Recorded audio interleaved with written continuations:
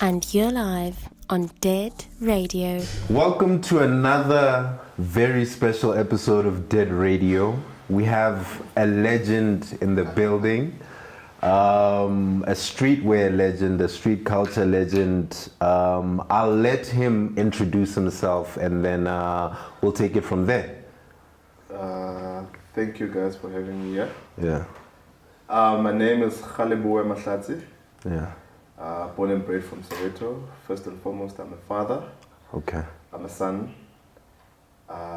Then I become a creative director and a partner at Thesis Lifestyle. Okay. And yeah, that's who I am. Okay. I want to take it back.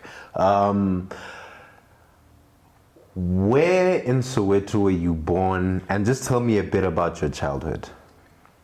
I was born in Protea North. Okay. Same block that bred Basitsana Kumalo, Sylvester Legendary. Chauke. Legendary. At one point, Max Maponyani stayed there. Oh, okay. Maps grew up there. Okay. His brother Katleho. Who else comes from there?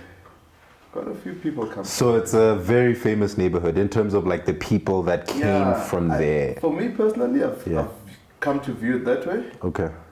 What do you think it is about Protea? I think I might be the first or the second generation of kids to grow up from Protea. Protea, yeah. Where all our parents came from, some coming from Brockville, from Dube, from Diepkloof. Yeah. And just like it was a new neighborhood. I mean, it's from 1986, so it's only like 37 years old. So you guys were the first, one of the first families to move in there. Move in there. Okay. So that's my background. But then I am a co-parented child. Okay. My parents didn't divorce, but I was co-parented.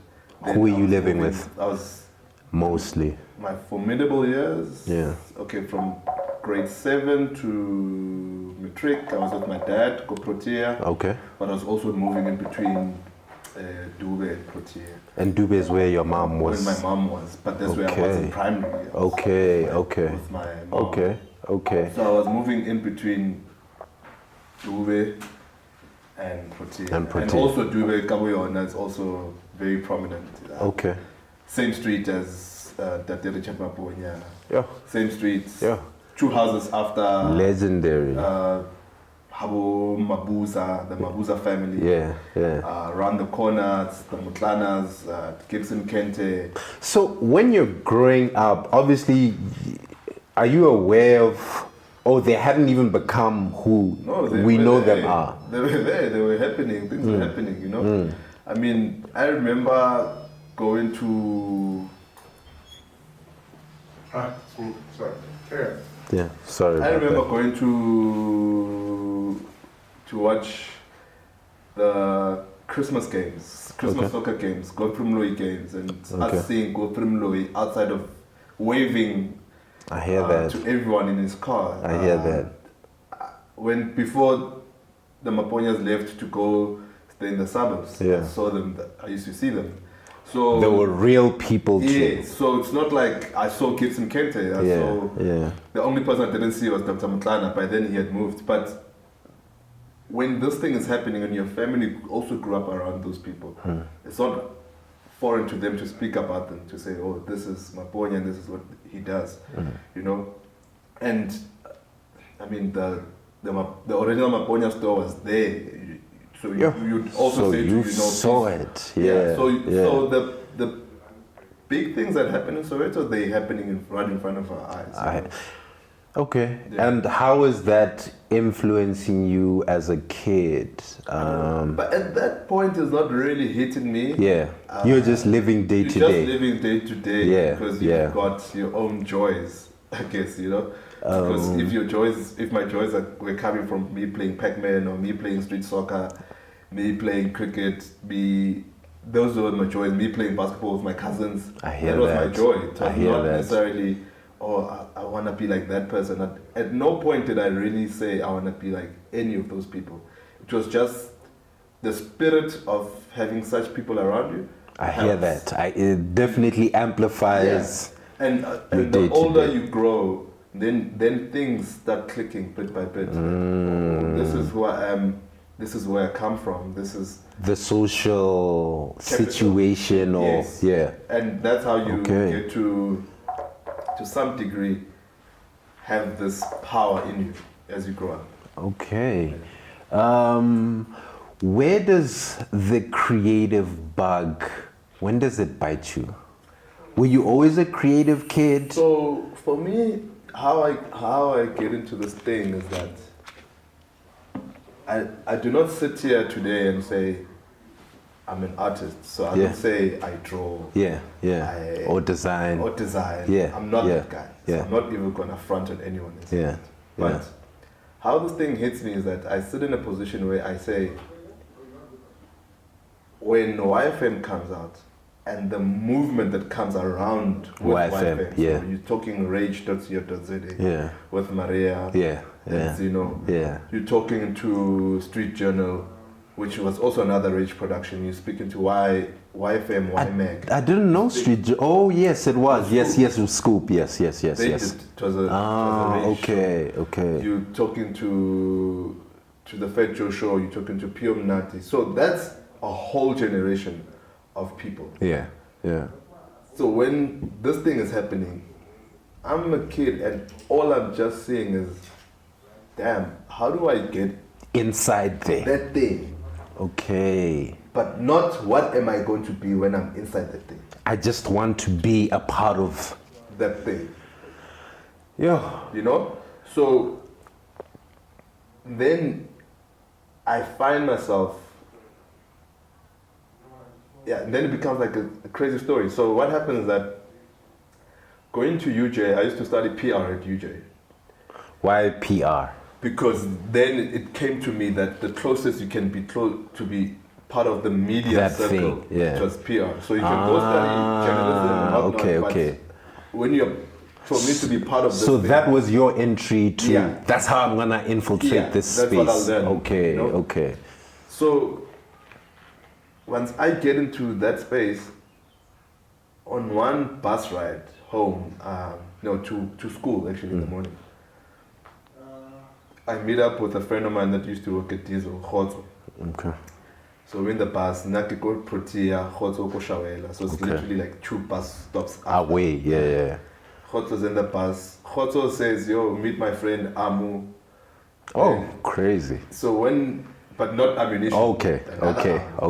So then when you're chatting with Amu, then Amu, what do you do? Then Amu's like, no, I'm working at YFM, but I'm also working for this agency called Instant Grass. I'm like, what's Instant Grass? It's like, no, we're doing like these cool parties, we're just like trying to get influencers and blah, blah, blah. I'm like, oh, damn, that's so crazy. But this is even before the word influencer was... Yeah, like definitely. You know? Well, what year is this? 2006, 7. Okay. And then I get to school and then I'm like, okay, let me Google search this Instant Grass. Then once you Google it, you had to apply. So you apply to be a Grassy. Essentially a Grassy is like an informant. Intern. Oh, Informant. Okay. So you apply to be Grassy, and so you say to them, this is the coolest shit. I get you. Wherever you see it. Yeah. Your assignment is you to go find what's cool as an application, and you say this is cool. So whether it's dead. I hear you. So you have to go out into the world and find something. And bring it back. Okay, so you come and say dead, then you explain what's dead, blah, blah, blah, blah. Okay. And when they accept you, they used to give you 200 rand. Okay. Then once you're inside, then they give you briefs. You know? Then you're gonna come into them giving you stock. And then it builds from that. Because you are the influential person, we want you to be a part of us. But damn. So you were an influencer in 2006. So you and us are gonna collaborate to make these brands cool. So we'll get the community and the market for them. So that was what was happening. So then I applied to become a Grassy. I get accepted, and at this point they were doing these crazy Miller parties. This is when Miller was popping. Yeah, when Miller was huge. Like when they brought and at these parties they were doing 2 brands at the same time. So the first Xbox was launched at the Miller party. Oh, crazy! So they're trying to. Okay, there it's was like 2 brands coming together. But there was a whole room where people could go jam Xbox. When at the same time Louis Vegas playing outside. Dope. So they were doing cool things like that. Okay. And then it moves into like proper research. But that's how it links. So my application was, I went to Thesis because I had seen Thesis on Street Journal. So I took a taxi. It seemed cool, and already around Soweto, you're just seeing these stencils. Thesis. Okay. What's this? What's this thing? Yeah. I see the Street Journal. I go to Thesis. I get there. They were having like a party. I just take pictures of this thing. I apply. Fast forward. Wait, that's how you got the job. That's how I get into Thesis. Okay. Well, that's my first affiliation with Thesis. Yeah. Then there was a guy that I used to go to high school with, who stayed around, Kumfulu. Okay. And then it's like, no, so I have no problem. They'll get to know you. Yeah. Then the link is that we used to share music. Because already by then I was DJing, because I used to DJ back in high school. Okay. Already. What type of music? House music. That's that's the sound that I grew up with. Listening to, yeah. So when I started buying vinyls, that's how I did it. So by then, if I was hustling, my hustle was that I used to flip. I used to record compilations. So I had this guy that Naspana Kochozi, who would get CDs. And then you Fresh House Flavor, Oskido. Then you guys would burn them. Then I'd burn them, and I was selling them at school. Yo, I won't lie, that was a huge hustle in the early 2000s. Yeah, so that's how I moved. Okay. I was like making sure I hate. So we'd literally listen to the Roger Good show on Sundays. Listen to a Skido show on Sundays. Monday, you have my guys got the compilation. Tuesday, I'm selling. Yeah. So then I moved from that into buying vinyls for myself. Then already I was DJ. Then there was a guy from school that taught me how to DJ. Okay. Tepo, and then I was already collecting music. Okay. Then when I get to Thesis, that's how we start interacting. Okay, exchanging music, yeah, taste. So we had the guys there at Thesis the first time. They had this old ass computer, what's it, the Pentam, hard drive, the huge ones. Yeah. But anyone can come take and music. Just bring your stick, whatever. Damn, that's. Just take music. So from the beginning, Thesis was already a community. Yes, correct. Okay. Correct. Okay. So you then start interacting with these guys while you're still working or part-time at the agency? No, I'm not even part-time. It's just yourself. So they're just hitting you up. They say, yo, here's the brief. Okay. Then there's like, there's a Casalite brief, or we need you to do this. But I'm still going to school. Okay. That's what I'm doing. Still studying PR. Still studying PR. Did you complete the course? No, I didn't. There's the part where you need to go do experiential learning. Yeah. Which for me still boggles my mind you have to be working inside these certain agencies. So if there's a kid that's watching this now, who's doing, I think now they call it communications, corporate communications, something like that. Comms.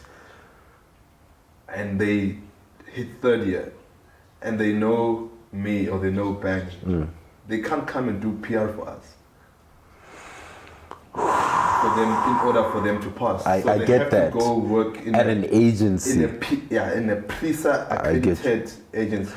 Why do you think it's set up like that? I wish I knew. Because that's ridiculous. I wish I knew. That's so ridiculous. Because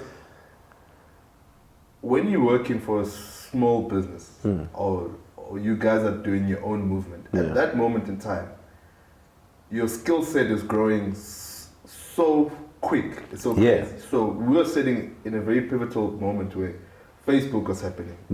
Twitter was happening. You still had rage.co.za. You still had all these other publications, One Small Seed and all that stuff.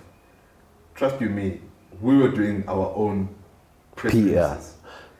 Okay. You get what I'm saying? Yeah. So you're learning on the job. On the job, yeah. And the only person that can vet if you're good at this job, yes, there might be your peers, but it's like it's a business, it's structured. Yeah. There's a CEO, there's this. Yeah. Because you want this thing to happen. So Yeah. the person that could vet me was my business partner. I get you. You understand? Oh. But they at school they cannot see it that way because you're not in this box. In the system. In this system. In the system. Yeah. Okay, so now you're developing a relationship with the guys at Thesis. How does that relationship go to the next level where now you're involved in the brand? So how it flips is that we were a part and parcel of this sharing of music. Yeah. We're also sharing podcasts. So in 2007. Yeah, now you're 7. Yeah. What podcasts were like? But it's more like music based. It's not. Oh, necessarily okay. Talk. Okay. Those talks, but it's more like also radio shows because don't forget that podcasting is just a format. That's true. It's a format of a conversation. That's true. So whether it's happening in... I ask because I remember when the iPod came out, whenever that was. They had a podcast. They had the podcasting. And I wondered for almost a decade, what is this thing for? Yeah. So you guys were already on that wave. Already on that wave. So you guys were heavy on the internet then? We are internet kids. Okay. Then, we there, and the biggest podcast that we listening to was a Gilles Peterson podcast. We listened to a Gilles Peterson podcast. He's got this band called Soil and Pimp. Okay. Soil and Pimp Sessions. They're a Japanese brass band. Yeah. And they playing inside the K-Swiss store in Amsterdam. Sorry, just to stop. You guys are in the township listening to a band from Japan. Yes. The internet is crazy. Yeah. Because it opens your mind. Same time. So we listened to a Gilles Peterson podcast of Soil and Pimp Sessions playing inside the K-Swiss store in Amsterdam. Crazy. And it hits us, but we love this podcast. Like we'll probably play it flat for like a whole month. Yeah. But it hits us that actually these people are inside the store. And you guys are also in a store. Inside the store. Yeah. It's like, guys, let's do this thing. Okay. Because all you're just trying to do is recreate the same experience. I get that. So who do you know? So we knew poets. We knew DJs. I was a DJ. The sound guy. Graphic designers. Photographers. Guys, let's put it together. And let's do this thing. Then that's where the Thesis Social Jam sessions start. And when the Thesis Social Jam starts, they come with a straightforward mandate that we're gonna do them every first Sunday of the month. At the store. We run Thesis Social Jam sessions for 4 years, every first Sunday, only skipping 4 Sundays, which is in January. Yeah. Okay. Every January for 4 years we skipped. Okay. But every month, every first Sunday, that was the mandate. People knew. But then, don't forget, this is also happening against another cultural backdrop of boys and bucks in town. We had a friend of ours, Stan, in Tembisa. He had his own sessions that side. Okay. So it's happening all at the same time. I get you. Kenzero was doing, what's this thing? Kenzero also had sessions, party people. So this thing is happening around the same time. It's the same wave. So it's no different to the YFM wave. I get that. So this becomes the second wave. I get that. Then we start moving together. Okay. Then we come through with the mandate that we're gonna play signed and unsigned artists together. So you have a 340 mil playing with like a Sia Shezi on the same night. That's legendary. You've got Just Temba playing with Kid Funk. I hear that. But no one knows Just Temba, everyone knows Kid Funk. Yeah. But this thing is happening at the same time, and that becomes our mandate. So I know for a fact that when Toles Mo,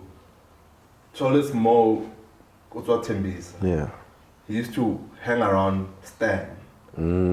His first show, Nelko Tembisa, his first show outside of there. Nelemko Thesis, yeah. We've got the footage. Oh, You know crazy. Okay, Malum Cool Cat used to perform at Gallery on 4th a lot. His first show outside. Thesis. You know, I remember the one show we booked him and it was raining. The whole of Soweto was raining, but not at Thesis. That's crazy. You make a miss, but Yeah. but again, you're learning on the job. You're learning inventing. Yeah. You're learning supplier Yeah. management, Yeah. cash Yeah. flow. Yeah. You know, there Yeah. were days we wouldn't make money. We like my business partner one day would ask his mom, Jorge, can you just cover "I'll up? give you tomorrow. Yeah. Make money Yeah. from the bar, pay it back." Knowing how to talk to suppliers, credit. Yeah. You're learning all these things on the job, and yes, you can go into an agency or go into a system, but how quick does a system accelerate? Exactly. You gain more experience points as an independent than you do in a system that's already built. Yeah.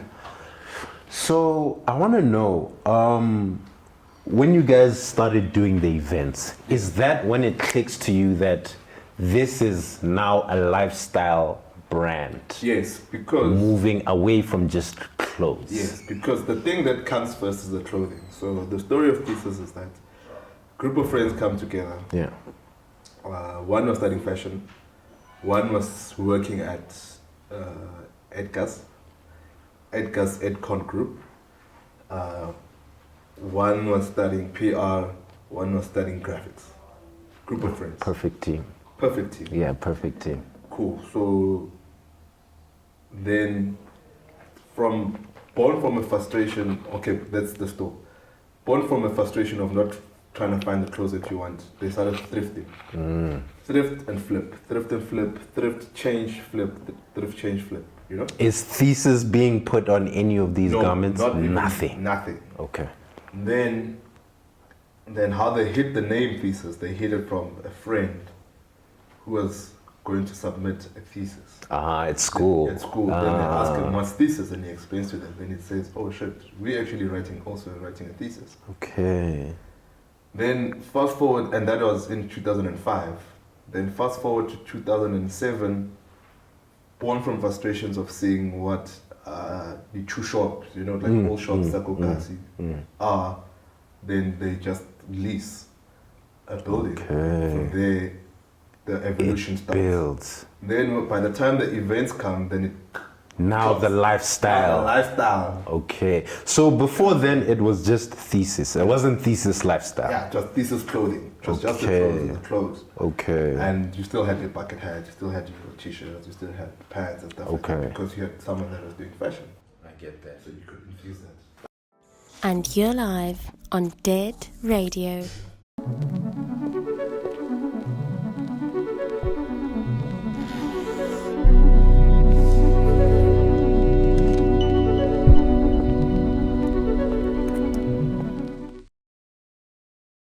And you're live on Dead Radio. So what I wanted to ask you was, what product did you see what product really hit and you were like, okay, no, Thesis is actually a brand that's moving product, not just an idea that exists in people's minds. It sits in two spheres for me personally. Yeah. Because your perspective is obviously different from one dealer's. People don't, but I'm sure they do know. Yeah. But the Thesis bucket hat has always been there for years, like from inception. It's always been there. Dope. But then it got refined. Okay.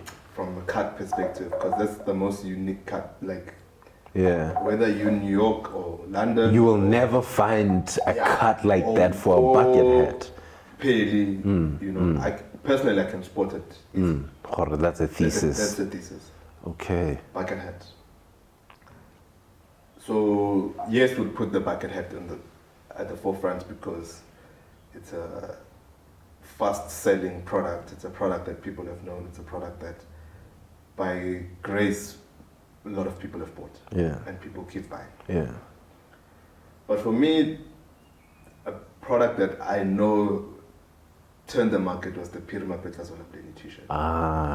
Okay. Because it sat in a very good moment where people knew the lyrics. Then they saw the t-shirt. And So the t-shirt it was. also comes with a bit of symbolism, and it's It's the perfect. it's the perfect fit. I hear that. And people, I hear that. like the first couple of maybe 3 batches, even there was a spelling mistake. Oh no. But the t-shirt was moving. I hear that. Then there was a I hear batch that. That way you guys corrected it. you corrected it, and I you hear also that. got to learn about it. And things I like hear But that. for me, that is a very sentimental t-shirt. It's a t-shirt that I think Okay. when it hit the market, people were like, oh shit.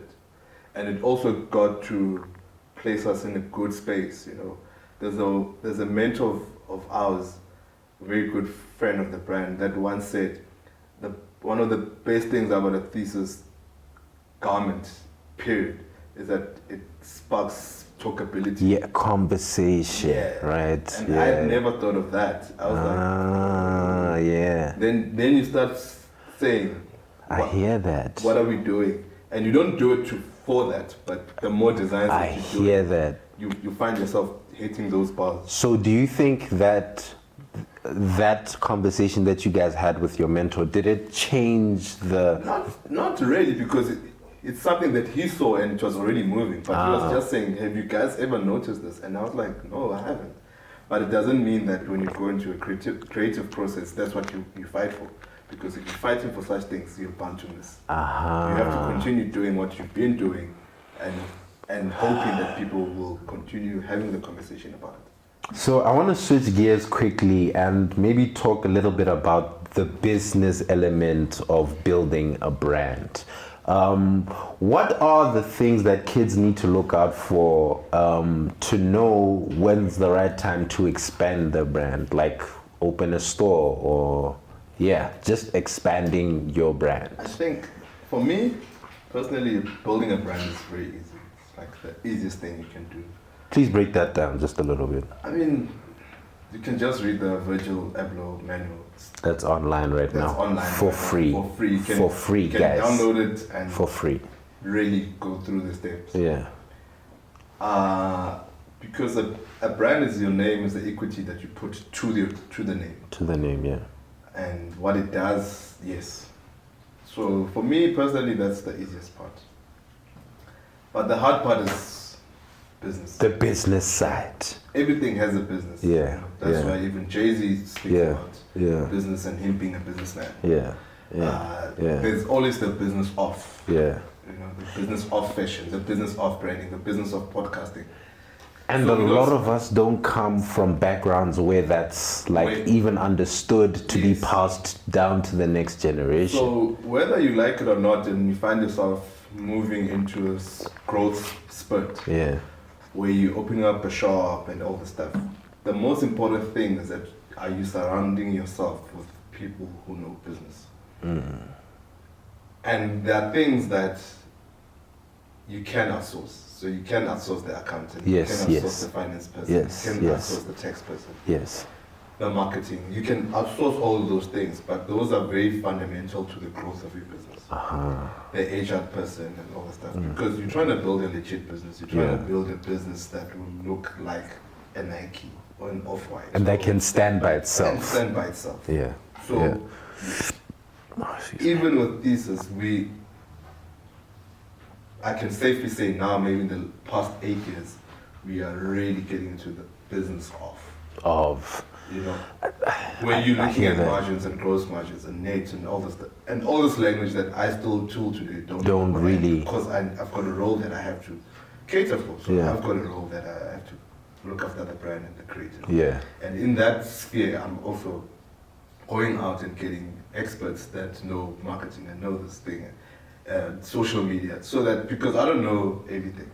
But that's the business of it, because all businesses run systems. Yes, yes. So that's really what I want to get to the crux of, building successful systems. Yes. So in order for you to do that, you need to surround yourself with people who are knowledgeable.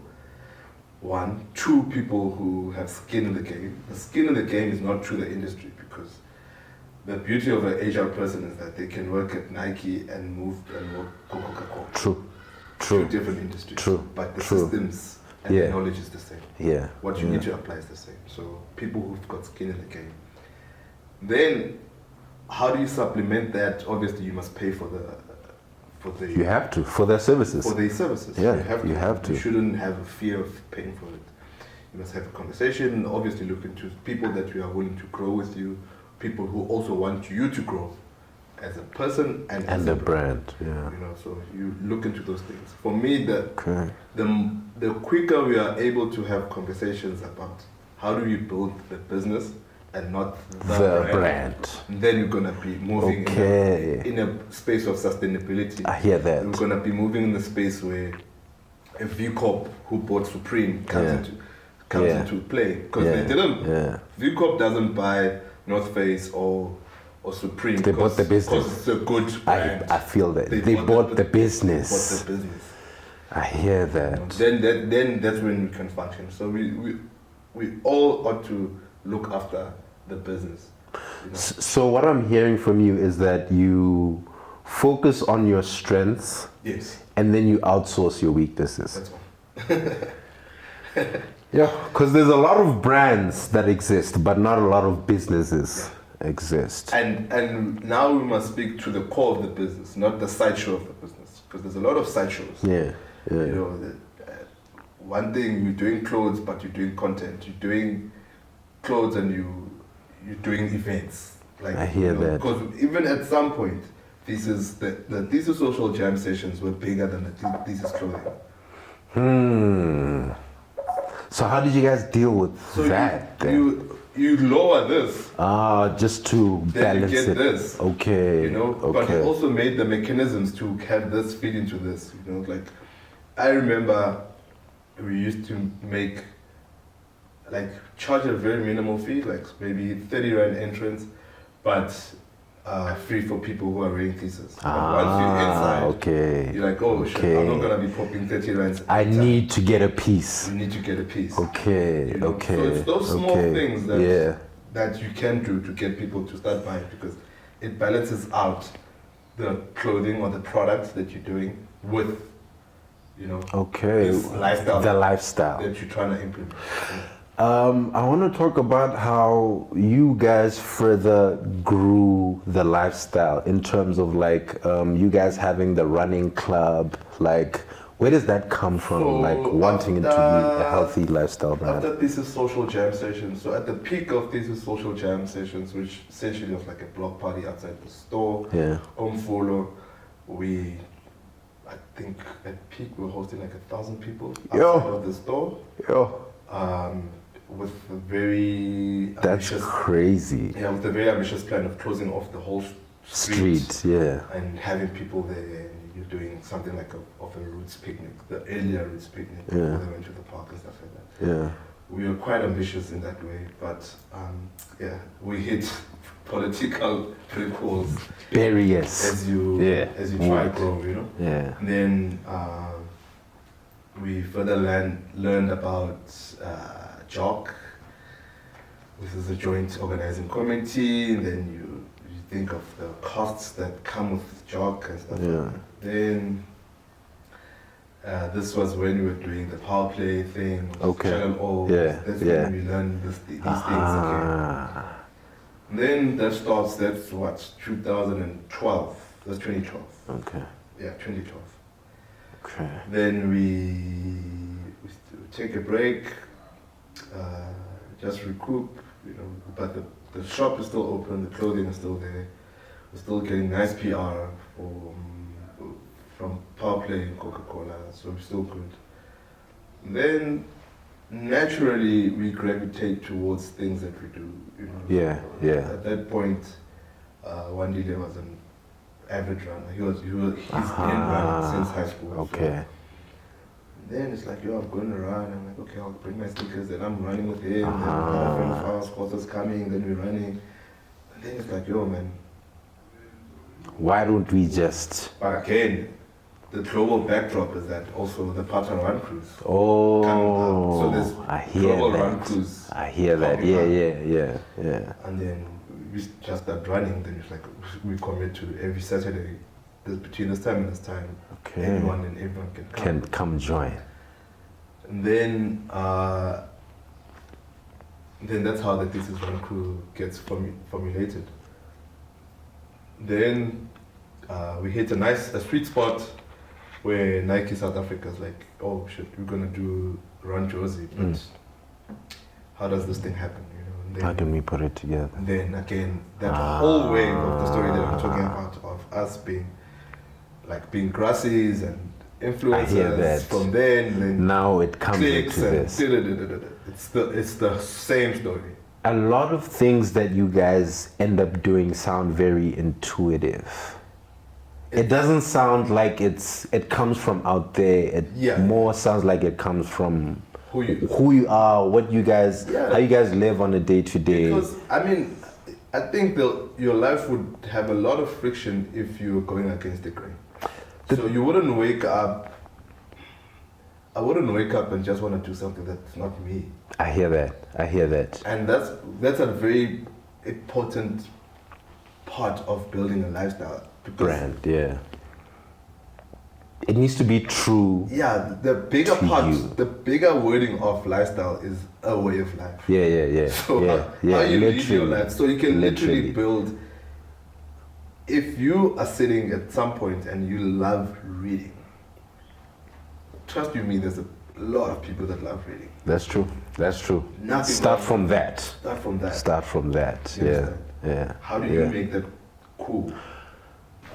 So I want to ask you, as an owner of a brand that's existed since 2005, what's the balance between your creative output and your intuitive ideas and commerce, making money, running a business? How do you balance these two things in terms of, this is what I think the type of t-shirt we need to make versus this is what the market wants? How do you balance those two? I think it's a very good question, by the way. For me, how I view it is that the South African market and the Thesis market that we've managed to build and we're continuously building is that it would feed into, one, the story that you have to tell, two, to the products that you make, you know? So you have to be kind of selfish on that part, but also intuitive, as you've mentioned. Yeah. But then the biggest part is that you've got this base of testing. Unlike in the Asian market and the American market, we don't have a big base of testing. So we can test small so that we can grow these products. So we're not like, but I know with retail shops, that's what they're doing. Yeah. So checkers will say, are we doing automated stores? But they'll start with the one in Brick-and-Mortar in Cape Town, with one store, so that they can roll it out. So that the loss is minimized here, right there, and the testing is done here. I hear that. So most of the time in a bigger market, in a like Asian market, American market, I mean, how many people in New York? It's like a lot of people, like around about 11 million people in New York. So imagine if you have to feed a product to at least those people, just 1 million test. people to test. So when you're testing at what's the scale? 50,000. From a South African context, it sounds like a lot. I mean, imagine I have to test this t-shirt. I need to do 50,000 of these t-shirts just to test it. So we're quite fortunate that we can test in a smaller scale and move into big scale, you know. Okay. But then you also have these processes and the small systems that you've put in place for your own brand and for what you do. So does it mean if a product sells fast, you must bring it back? And when you bring it back, does it become a staple or does it become seasonal? So then you build all these matrix matrix of what makes a good successful brand to meet this commercialization and But then we also as Thesis we've got like, because the product, like how we view our bucket hat is that it's stable, so it's always there all year round. Winter, summer, watches, more South African. So either way, it's always there. But then what will hit you with is that every week we drop new designs and we never repeat. So we literally, from a certain amount of meters that we buy, we know we're gonna get X amount of hats. So you are sitting with one of 12 hats. As a customer, you know that you'll never see a person wearing that. My one. Yeah. So there's some unique capacity to it. It's very, very rare, unless it's the collab ones, like the Jägermeister stuff like that. It's like the same thing over and over. And why do you guys never remake product? Because I want to like focus in on like this business thing.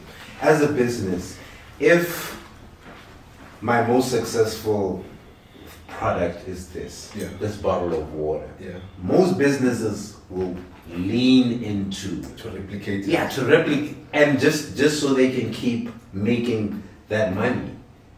You guys don't follow that. So again, there's other ways you can do it. Whether it's because we are human psychology and just human behavior adds to small changes. Not the huge ones. So I can literally give you the same bottle of water with just a red cap, and I say this is the new one.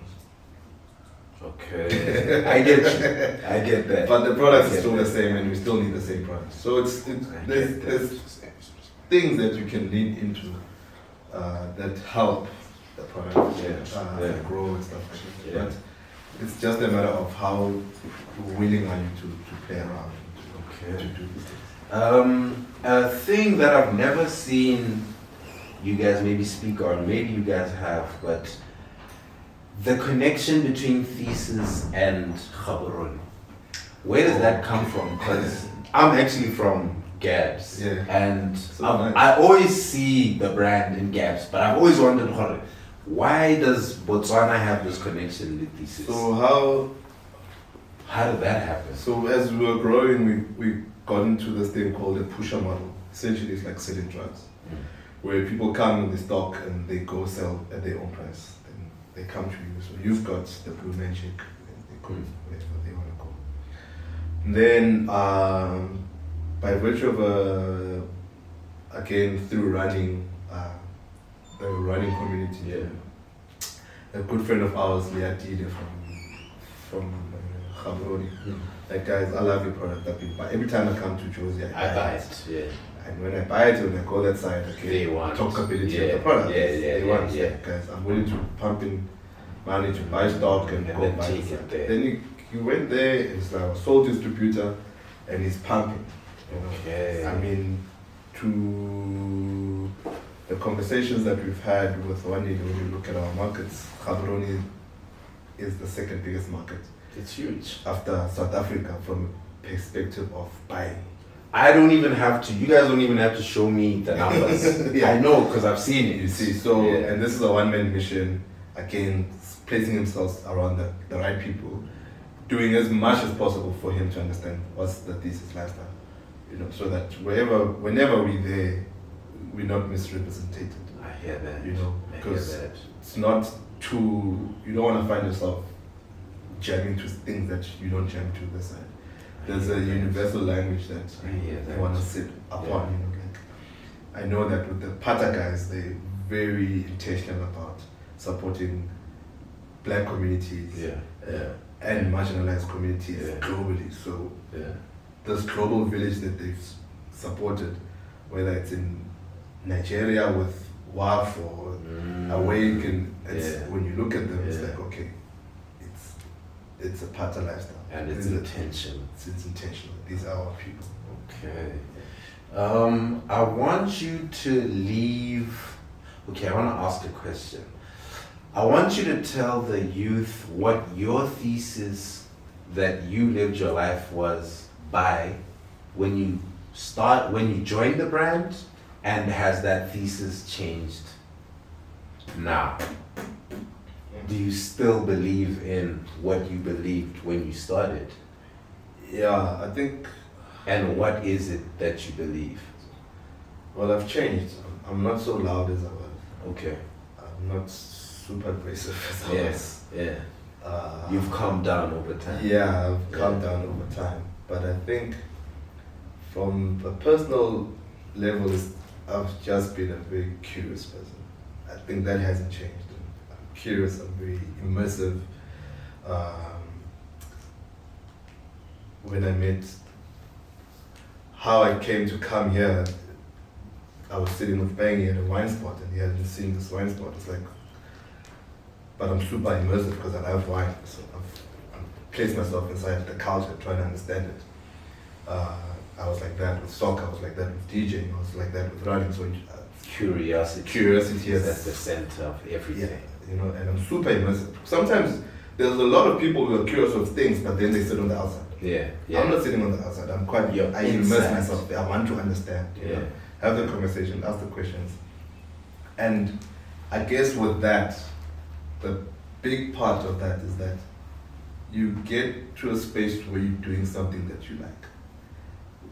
For me personally, I find that one of the biggest problems that we are faced with as a generation is that because jobs are so scarce, people are scrambling for jobs, which is like essentially a scramble for money. Yeah. But those people are not into what they're doing, so they've never immersed themselves into understanding that thing. So that's why 9 to 5, 5 o'clock, close my laptop, ciao, bye. I don't even want to hear anything about. I'm done. I hear that. But when you love this thing, trust me, you can sit till after 5. Yeah. Not because you've got a lot of work, but because you love what you love what you're doing and you are serving the thing. Because if there's one principle that I try to teach the guys that work with us, I don't like using the word employees. No, I don't like saying people that work for us. Or like, that work with. Yeah. Yeah. Is that you need to live with the principle of serving. You know, like once you live with that bigger purpose of you are here to serve, you know, then it makes it easier to sell the t-shirt, to sell the bucket hat. You're there to serve this person, you know. So we're sitting in this misplaced position where a lot of people want to do things because they're cool. A lot of people want to do things because they want money. A lot of people want to do things because they need a job, but they're not into that. You know, if you're really into something, you immerse yourself and you love it, and it can stretch you, you know. And that's when you start learning the difference between a high beast and a high snobiety, and this, and this. So your word to the youth from, if I'm understanding this, immerse yourself. Immerse yourself. Yeah, because then you'll find that the thing that you love is not that. You know, that as I keep going, I find that I actually love this production thing, this TV, this content thing. Yeah. But it's because you immerse yourself and you find yourself because and the curiosity. Yeah, sometimes you don't need to be the model. Maybe you need to be the stylist. I hear that. But you never immersed yourself in that culture to understand where do I fit in. So it's only if you immerse yourself that you'll find that, oh, this is who I am. So, my last question to you, from 2007 when you joined the brand, right? Till, did you see it getting to where it is right now? Yes. You saw it there. Yeah. You knew that it would be, because it's turning 20 in 2 years. In 2 years time. That's crazy. Did I see it? Yeah. Did you know that it would I saw it because the people that I work around, namely my business partner, Wandido Sondo, is that the person that said this thing we're building it for 100 years. This is something that you must believe in, something that you must work towards.